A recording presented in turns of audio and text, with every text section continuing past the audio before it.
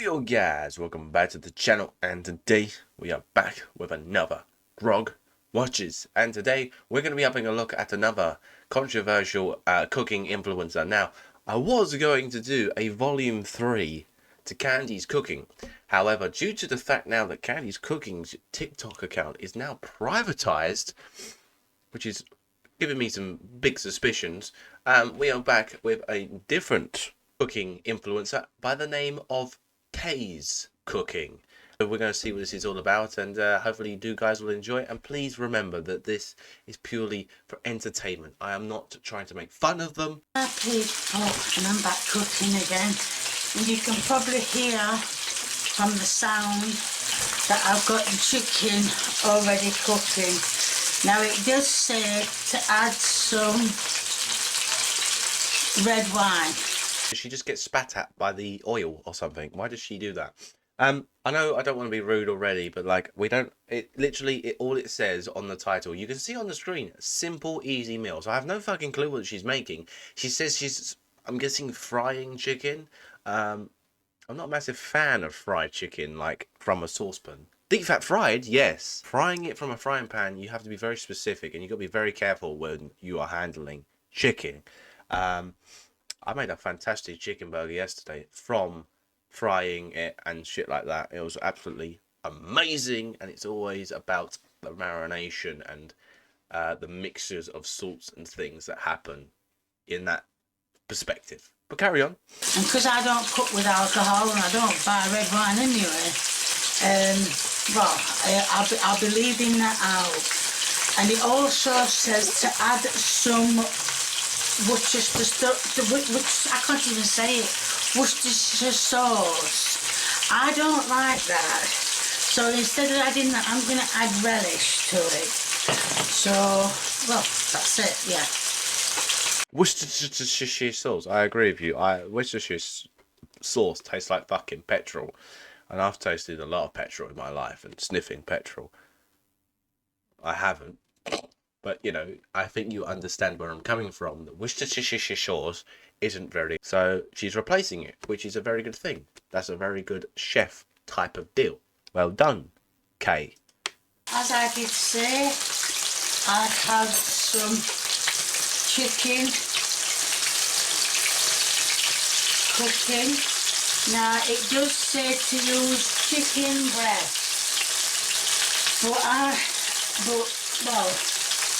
I know chicken breast is very, very dry. So I've decided... What? Chicken breast is very dry? Really? Because number one, that is not chicken breast. That looks like either a thigh or a leg. Or maybe, yeah, it looks like a leg. I don't really know what that is. At least there's oil in the pan, and she isn't using a load of oil like Candy was. Like, she used to absolutely fill her pan to the bloody brim when it came to frying things.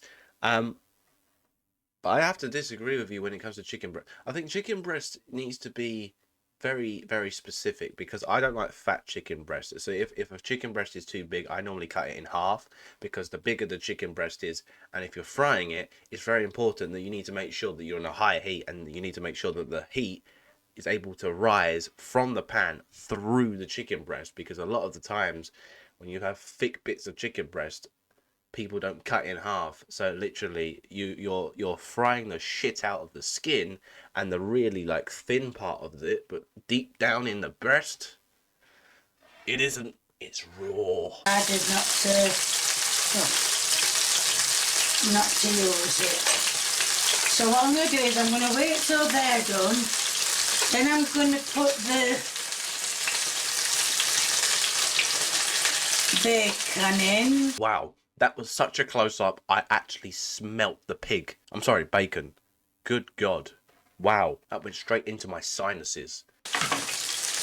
And the diced onion. Yep, I'm crying to death now. Cheers, Kay. Onions. Sure, that's a new fucking vocabulary to put to the Oxford Dictionary. And also, side rant, why the fuck is everybody now using PMO? I now understand what it is. Pisses me off. I had to ask my girlfriend, Isabella. Right, I said, because she started texting me like, this is PMO. And I'm like, what? PMO? And then I go on to be group chat with all my friends, and they're using PMO and TS, heartbreak emoji, and I'm thinking, what the fuck has happened? Can someone please, for the love of God and mankind, create a dictionary with pictures of every single terminology of slang? PMO. I know what IKR means, I know, right? What you up to is now been simplified. I'm a teenager, and I mean, I'm struggling to keep up with the generation that I'm apparently supposed to be part of, and I can't even be able to figure out what half of this shit means. It's concerning. Concerning. Salt them and we pepper them. Right, the chicken is now done. I know I didn't show you me salt. Holy, what part of the chicken is that? I really want to know, because whatever it is, it kind of reminds me of pork chops. I don't know why. Like, I'm not a massive fan of pork chops. It's very fatty. And peppy in the other side. I just did it and never thought. But anyway, they've both been done, both sides. So now I'm going to take them out and put the other things in to cook. Well, the pan is now empty, so in goes the onions, and I'm going to put the bacon in with it as well.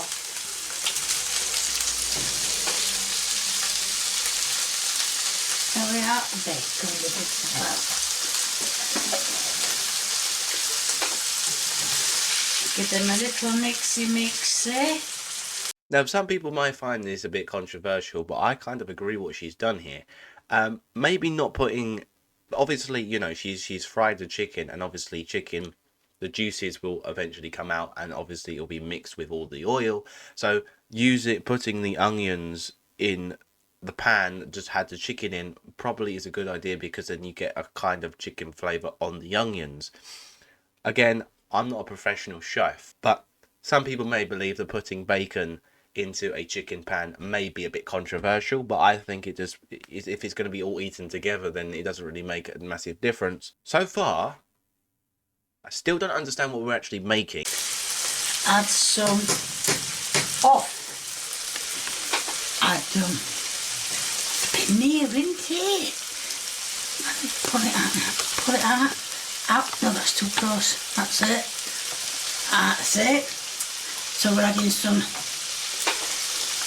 salty and pepper. Give it a good mixy. Now, yeah, the heat is very low, so it does all the way through. And I've got some lazy garlic. Not much of this left. Have to get some more tomorrow. So, I was supposed to have spreaded it out, but never mind. Good stuff, this cola. And all we can do now is just let it cook, and then we'll put the...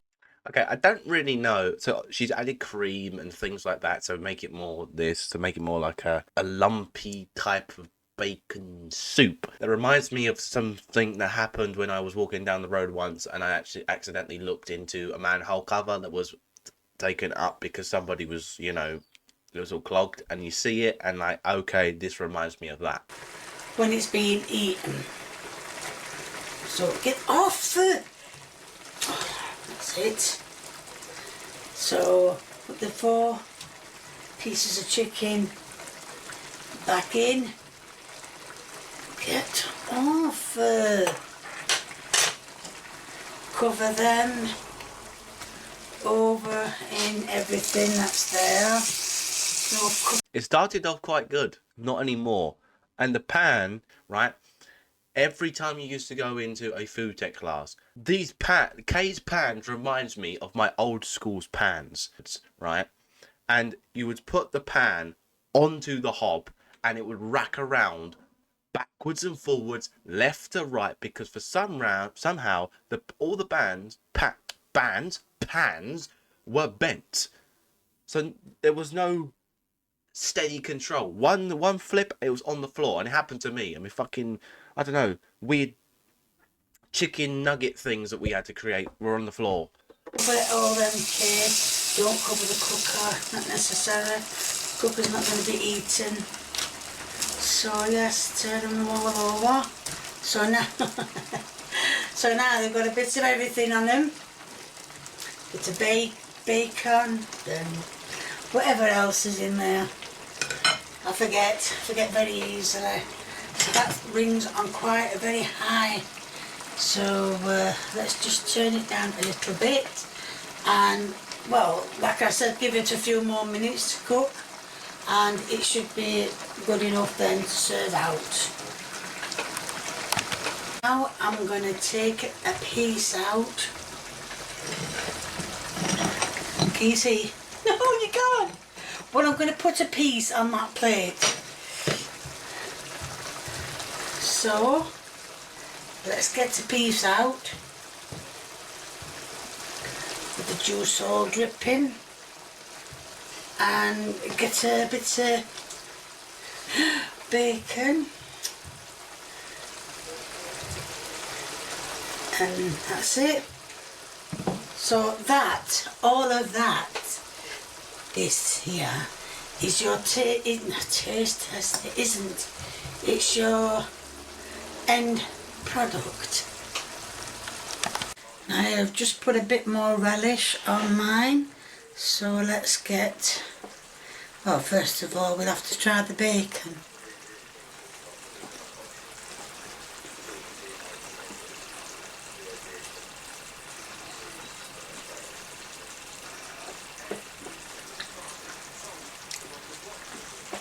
Salty, some of it's salty and some of it isn't.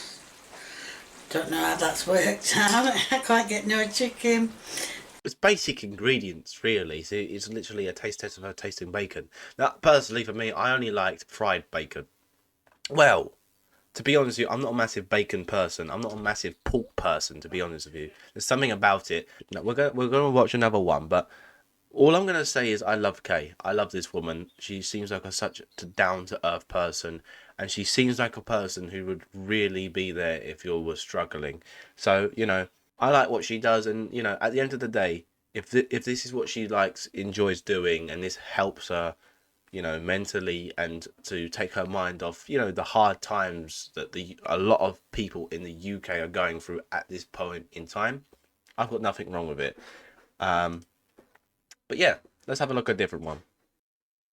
Hi people, and I'm back cooking again, and today I'm going to be doing fish paste on tagliatelle. If you're not sure what I mean,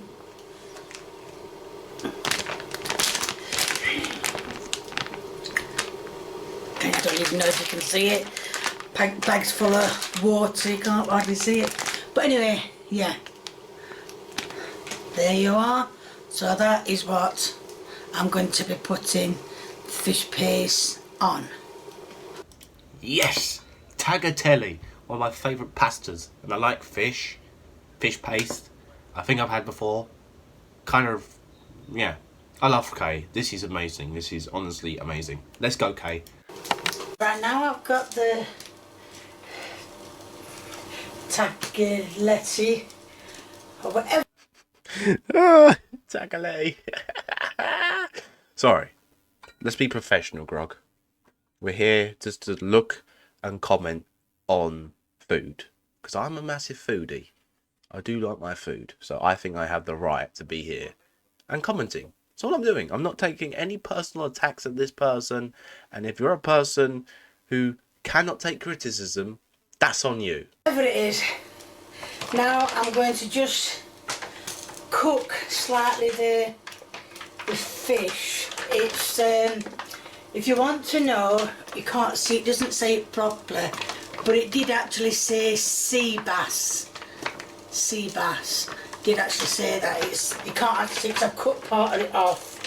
So what I'm going to do is I'm going to put, I've got some oil in the pan, and what I'm going to do is I'm going to put Well, I'm going to slightly cook the... Now, when you're doing sea bass or even salmon, one thing when you cook it, number one, you need to have your pan on a high heat. Number two, you need to have a lot of sizzling oil so you hear the sound. But it's very important when it comes to fish that you actually, I believe, you should only turn it twice. So once on one side, once on the other. You shouldn't be flipping it back and forth like a fucking pancake. You do it once on one side, on the other, glaze it out. Simple as. There's a lot of people I've seen on TikTok, they keep flipping their fish, what you shouldn't do. You should flip it once, that is it. But yeah. Obviously this is packaged. This is obviously fish from a thing. But we've done this at home, but we've had it from like fresh fish. So we have a fishmongers nearby. We go there, we get the fish. And because my father because he used to do fishing, he actually knows how to cut a fish and skin it and things like that. Skin, descale, maybe, I don't know the terminology really well. He's able to do that normally quite well, so then that's how we do it. So I do have experience. I didn't cut it myself, but I did help cooking it, so yeah. You said 4 pieces in here. Oh, there is, yeah. But I can only get 3 in it because I didn't get a bigger pan. In that.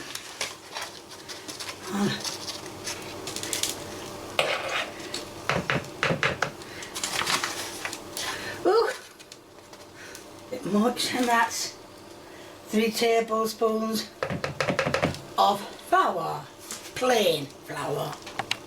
And I'm not sure because my glasses don't work very well. There is, yeah, but I can only get 3. Can I just also say, she said plain flour, but it's here, it says self-raising flour.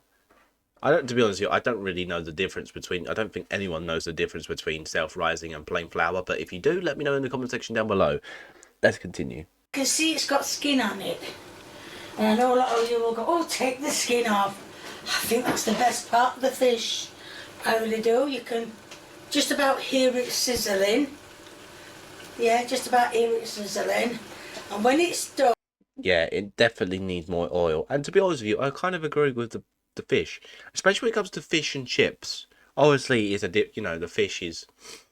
You got to remember, the fish is like what she had it.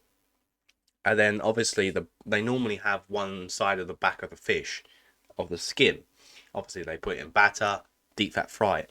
But when it comes to that, the back of the fish that's got the skin on it actually tastes quite good.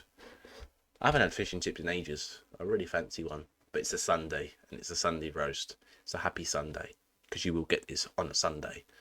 Or I think it's done enough. It's going to go in the blender, and it's going to... Well, I'm going to cut it up, and it's going in the blender, and it's going to be blitzed with all these ingredients and the egg. Oh, I didn't show you the egg, did I? Yeah, there's egg white, that's it. I don't know why there's a spoon in it. I just put a spoon in it and well, you can see it going in, but yes, that's the fish oh dear. Hold on, I'm making a right state of this. Right, now I put all the fish in and I'm going to blend it, and it says, let's have a look, it says to blend it for 2 minutes until smooth, and it says add an ice cube.